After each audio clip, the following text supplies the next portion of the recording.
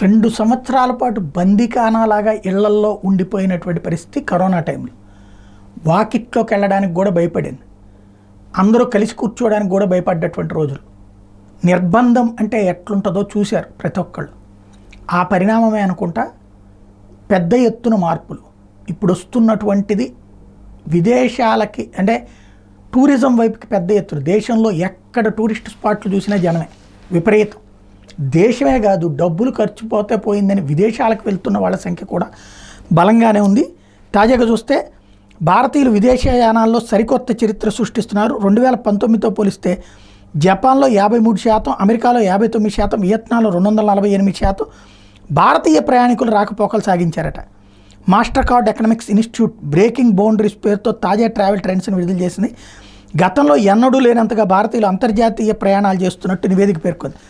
ఆదాయాన్ని మెరుగుపరుచుకోవడంతో విదేశాలకు వెళ్లే భారతీయుల ప్రయాణికుల సంఖ్య ట్రావెల్ టూరిజం రంగానికి ఊతమిస్తోందని నివేదిక పేర్కొంది.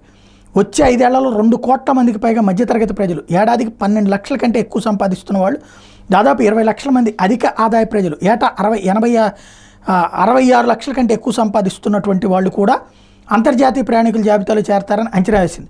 విస్తరిస్తున్న విలాసవంతమైన ఆలోచనలు అవుట్ బౌండ్ ఇండియా ట్రావెల్ రంగాన్ని అసాధారణ అభివృద్ధిలోకి తీసుకెళ్తున్నాయని అభిప్రాయపడింది. ఏడాది తొలి త్రైమాసికంలో సుమారు 10 కోట్ల మంది విమాన ప్రయాణాలు చేసినట్టు గణాంకాలు చెప్తున్నాయి. ఒక దశాబ్దం కిందటి వరకు ఈ సంఖ్యలో ప్రయాణాలు చేయాలంటే ఏడాది సమయం పట్టేది. అంటే భారతీయుల్లో ఏ స్థాయిలో ప్రయాణాలు వృద్ధి చెందాయో నివేదిక స్పష్టం చేస్తుంది. ఈ ఏడాది మార్చి నాటికి దేశీయ ప్రయాణాలు 21%, విదేశీ ప్రయాణాలు 4% మేర పెరిగినట్టు గుర్తించింది.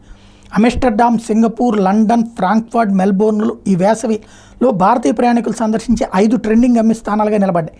2019-20లో ఒక పర్యటన సగటు వ్యవధి 4 రోజులుగా ఉంటే ఈ ఏడాది 5 రోజులకు పెరిగిందని చెప్తున్నాడు.